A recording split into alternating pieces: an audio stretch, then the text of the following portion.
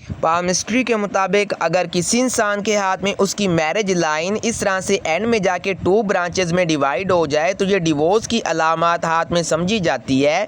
जैसे कि आप इस मेरे क्लाइंट के हाथ में देखें तो इनकी भी मैरिज लाइन एंड में जाके 2 ब्रांचेस में डिवाइड हो जाती है और इनकी भी डिवोर्स हो चुकी है। अगर आपके हाथ में भी इस तरह की लाइन मौजूद है तो ये एक वार्निंग साइन है कि आपकी डिवोर्स हो सकती है। अगर आप अपने ताल्लुक में कंप्रोमाइज़ करें, कोऑपरेट करें तो ताल्लुक आपका बच सकता है, नहीं तो आपकी मैरिज टूटने की तरफ जाएगी और ये मैरिज आपकी टूट जाएगी। जब इंसान को वक्त से पहले पता चल जाता है कि मेरे हाथ की लाइनें मेरी ज़िंदगी के बारे में ये कुछ बताती हैं तो फिर इंसान कोई ना कोई हिकमत अमली बना के इंसान अपने ताल्लुकात को भी टूटने से बचा सकता है।